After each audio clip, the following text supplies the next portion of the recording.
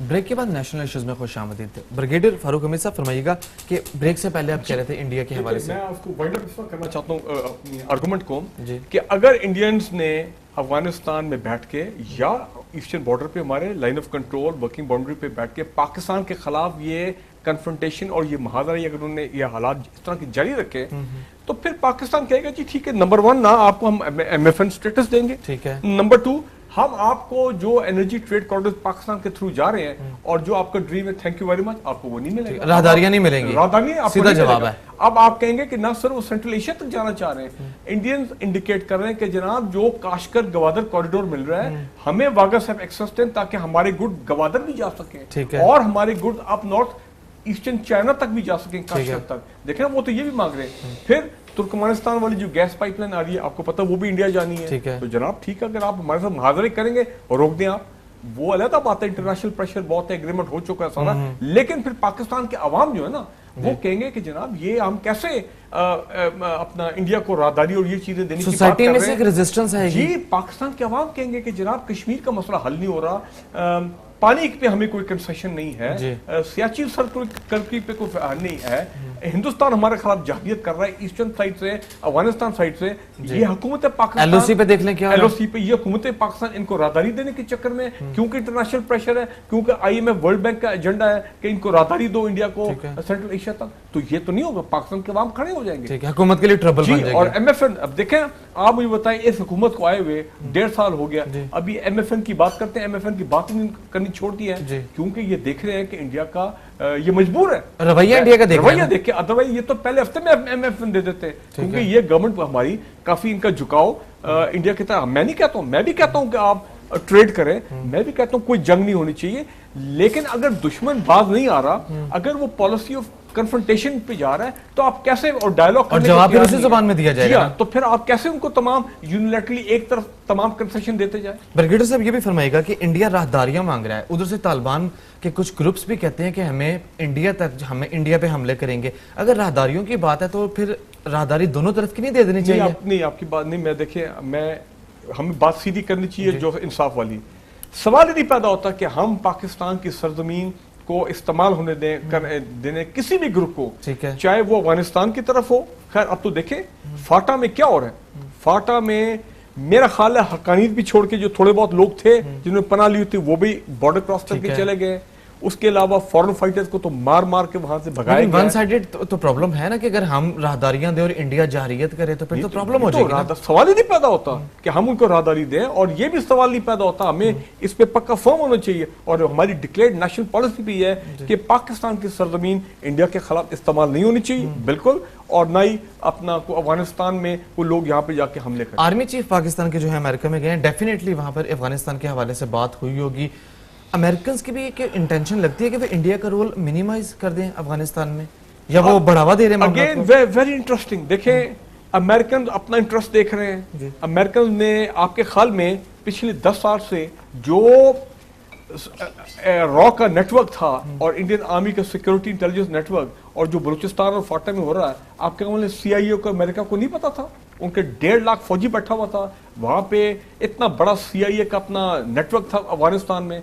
मैं समझता हूं कि जो कुछ हुआ ये अमेरिका की मर्जी से हुआ, ये शामिल थे उसके अंदर के पाकिस्तान को आप दबा के रखो, ताकि पाकिस्तान को दबा के रखे, पाकिस्तान आर्मी को प्रेशर में रखे और पाकिस्तान आर्मी को नुकसान होता है। आप कहते हैं कि उनकी तरफ से तो खैर की तवक्को नहीं है? बिल्कुल खैर की तवक्को नहीं है, आपने अपना इंटरेस्ट देखना है और उनको ये बावर कराना। नाम श्योर ये जनरल राहील शरीफ का जो 8 दिन का दौरा ना, इसमें बड़ी खुल के बात हुई होगी, उनको उन्होंने क्लियरली बताया होगा कि जी आपकी रेड लाइन क्या है, कहां तक हम आपको सपोर्ट कर सकते हैं। ठीक है, आपको सामान जो बाहर जा रहा है, जो वाया कराची जो उनके कंटेनर जा रहे हैं, ठीक है, वो हमारा एग्रीमेंट है, वो हमें करना चाहिए, उनको मदद फैसिलिटेट करें, लेकिन किसी तर्ज पे अगर अमेरिका इंडिया को रोल को वहां पे प्रेजेंस अफगानिस्तान में सपोर्ट करता है, तो ये बिल्कुल पाकिस्तान की कौमी सलामती के इंटरेस्ट के मुनाफी है, और हमें बिल्कुल उसको अपोज करना चाहिए, उनको बिल्कुल ठीक। कर्नल जमान साहब ये फरमाइएगा कि अफगानिस्तान के अंदर जहां प्रो इंडियंस एलिमेंट मौजूद है, वहां प्रो पाकिस्तानी एलिमेंट भी मौजूद है। अगर इंडिया इस तरह की कोई हमाकत करता है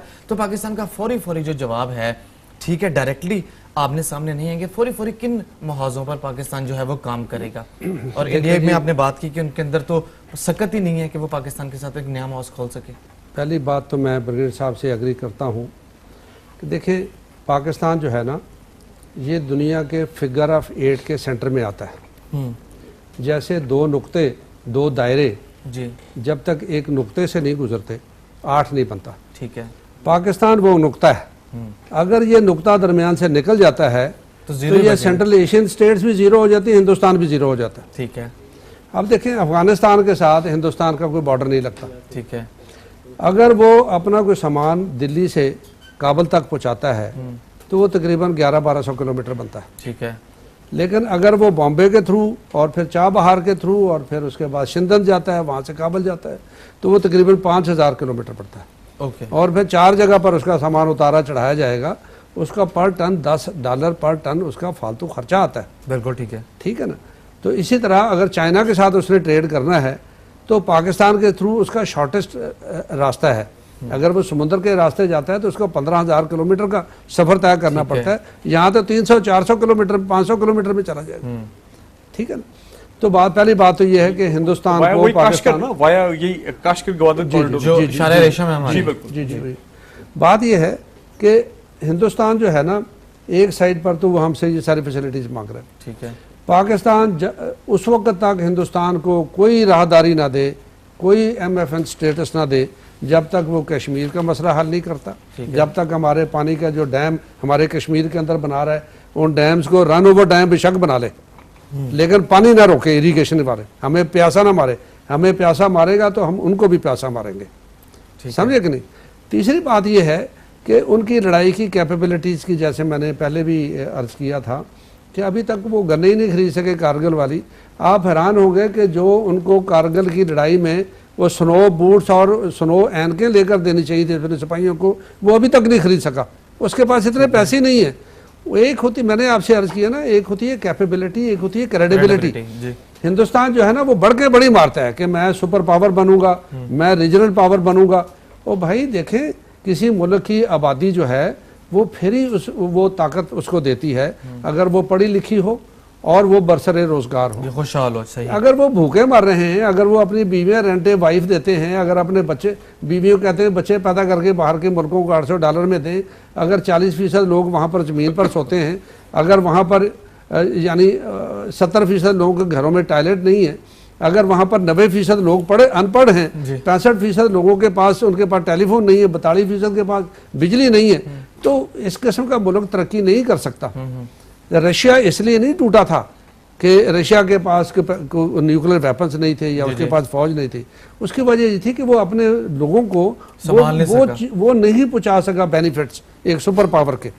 पहली बात हमारे यहाँ कुछ लोग क्यों हमें ये डराते हैं कि इंडिया बहुत बड़ी ताकत है। मैंने अर्ज किया ना, पैसे थोड़े से हम लोग बड़े थोड़े पैसों पर बिक जाते हैं। हम तो हमारे जो मिजाज है ना पाकिस्तानियों का, वो हमारे मौसम की तरह है। कभी सख्त गर्मी होती है, कभी सख्त सर्दी होती है, कभी बाहर और आपने जो मर्जी काम लेना, हुक्का पिला दें, चाय पिला दें, आप जो मर्जी काम ले लें। सही है। ठीक। 2 आने की खातर बंदे का पेट फाड़ देते, शॉर्ट है, सब समेट दीजिए। 2 आने की खातर हम पेट फाड़ देते हैं बंदे का। जहां तक अफगानिस्तान का ताल्लुक है, देखें अफगानिस्तान जो है वो अफगानिस्तान के अवाम जो हैं वो पाकिस्तान के अगेंस्ट कोई भी काम नहीं करेंगे। मैं आपको मिसाल देता हूँ। आपने कभी सुना है कि इलामा इकबाल फैकल्टी काबुल यूनिवर्सिटी में बनी, पाकिस्तान ने बना कर दी है? आपने कभी सुना? आपने कभी सुना कि काबुल यूनिवर्सिटी की बिल्डिंग का सारा सामान पाकिस्तान ने दिया? नंगरहार में, जलालाबाद में sir Syed science college Pakistan ने बना कर दिया। लियाकत अली खान इंजीनियरिंग फैकल्टी बल्ख मज़ार शरीफ में पाकिस्तान ने बना कर दी। और उनके 1000 स्टूडेंट्स का हॉस्टल जो है वो कैंपस रहमान बाबा हाई स्कूल में बना के दिया, जहाँ पर 1200 स्टूडेंट्स हैं। काबुल यूनिवर्सिटी को बसें दी। उनके जो जनाह अस्पताल काबुल में है वहाँ पर 20 टावर बना के दिए और उनके तमाम लोगों को ट्रेन किया। सारा इक्विपमेंट पाकिस्तान ने दिया। जलालाबाद में निश्तर किडनी हॉस्पिटल बना के दिया। तमाम डॉक्टरों और टेक्नीशियंस को उन्होंने ट्रेनिंग दी। लोगर के अंदर 200 बेड का अस्पताल बना के दिया। तोरखम जलालाबाद जो डुअल कैरेज वे बना के दी। जलालाबाद से तमाम शहरों के लिए सड़कें पाकिस्तान ने बना के दी। अफगानिस्तान हुकूमत को रोड बिल्डिंग की मशीनरी मुफ्त दी। 50 बसें उनकी पब्लिक ट्रांसपोर्ट के लिए दी। उनको $500 मिलियन दिए स्कूल के बच्चों के लिए। मैं बताता हूँ, स्कूल के बच्चों के लिए उनके डब्बों में खुराक पाकिस्तान देता है। उसके अलावा आप उनके 2 आई हॉस्पिटल्स और 1 लिम्ब सेंटर बना के दिया, और आपको पता है कि 2 न्यूक्लियर हॉस्पिटल्स भी पाकिस्तान ने बना के दिया। लेकिन हमें ये बात आपको पता है कि अमेरिका ने वहां पर न्यूक्लियर वेपन्स इस्तेमाल किए हैं, वहां पर कॉलेजेस जो हैं वहां पर उनको कंटेमिनेट कर दिया है। वहां पर आप, मैं ये जितनी बातें कर रहा हूं आप गूगल पर देख लें, आपको मेरे पास आने की जरूरत नहीं है। ठीक है। वहां पर इस वक्त लाखों के हिसाब से जो बच्चे पैदा हो रहे हैं जी। वो किसी के पांव इतने बड़े बड़े हैं, किसी की मुंह नीचे को आया हुआ, किसी के कान बड़े बड़े हैं, किसी के 3 आंखें अब नॉर्मल है। उनकी माएँ ना उनको फेंक सकती हैं, ना उनको वो खिला सकती हैं, ना उनको छोड़ सकती हैं। तो मैंने इसके ऊपर आर्टिकल्स भी लिखे हैं, आप इसको गूगल के ऊपर देख सकते हैं। खुदारा अब OIC के पास तो कोई दिक्कत नहीं थी, वो तो तबाह कर दी उन्होंने पकड़ के, इराक ने और ईरान ने और शाम ने और लीबिया ने और ये सारे के सारे मुल्कों ने। अभी पाकिस्तान बहुत मुल्क है जहाँ पर न्यूक्लियर रेडिएशंस के मरीजों का इलाज किया जा सकता है। ये कम से कम सऊदी अरेबिया से, ईरान से, दूसरे मुल्कों से पैसे पकड़ के, UN से पैसे पकड़ के, अब अमेरिका के साथ आप लड़ नहीं सकते, आप इंटरनेशनल कोर्ट ऑफ जस्टिस में अमेरिका के खिलाफ नहीं जा सकते, क्योंकि आपके सारे लोग पेड़ हैं अमेरिका के। वो आप देखेंगे टाइम खत्म हो गया, टाइम खत्म। मैं सिर्फ टू कंक्लूड ये कहूंगा कि इंडिया को समझना चाहिए कि उनकी पॉलिसी ऑफ कॉन्फ्रंटेशन जो है मोदी साहब की, वो नहीं चलने लगी, पाकिस्तान नहीं चलने लगी। मोदी साहब का अपना मूड जो है वो चेंज करना पड़ेगा पाकिस्तान के हवाले से। पॉलिसी ऑफ कोऑपरेशन और पीस डायलॉग टेबल पे आना पड़ेगा। हमें किसी किस्म की इकोनॉमिक डिपेंडेंस इंडिया पर नहीं रहनी चाहिए। ये जो खबरें मैं काफी दिनों से सुन रहा हूं कि जलंधर से गैस पाइपलाइन LNG की लाई जा रही है, रीगैसिफाई करके to Amritsar and then to Wagah, ये ऐसे काम ना करें कि कल को कुछ चीजों पे हम उन पर डिपेंडेंट हो जाए।